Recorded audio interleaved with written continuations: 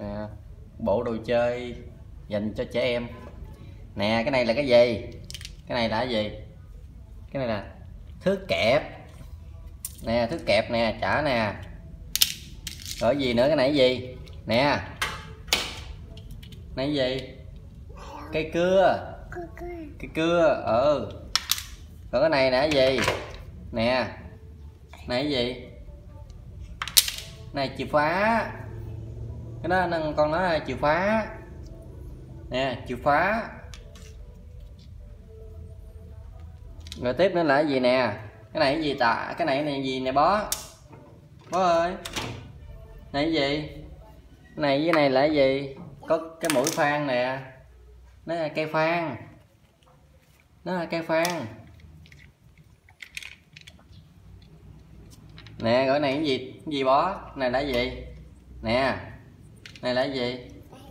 Cái kềm. Cái kềm. Cái kềm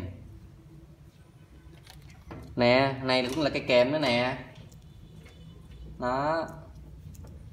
Mà cái kềm này là có chức năng cắt nè, có chức năng kẹp nữa nè. Nè, cái cưa nữa nè.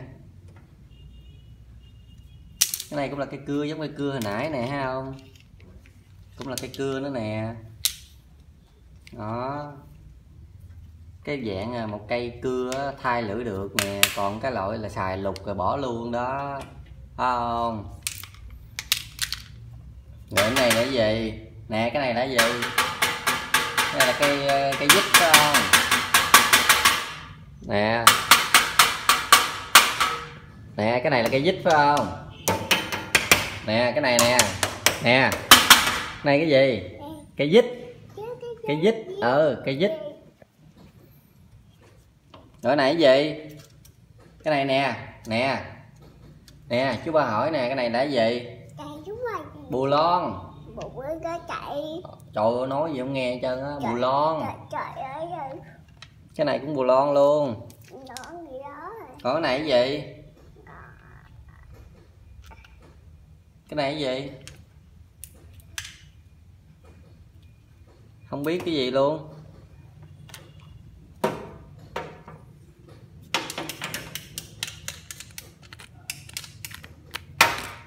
Cái này cũng giống như là thước kẹp rồi, thước đo phải không? Chạy ra chạy vô nè.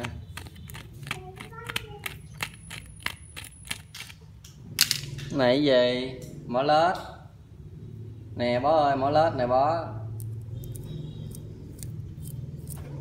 Dặn đó dặn lui rồi gãy luôn. Đi đâu vậy hả? Hết đồ chưa? Hết có nhiêu món rồi phải không? Rồi giờ đi đâu vậy? Đi quậy cái gì hả? Hả? Nè, chiếc xe này, chiếc xe gì? Xe điện. Xe điện. Lâu rồi không có sạc điện.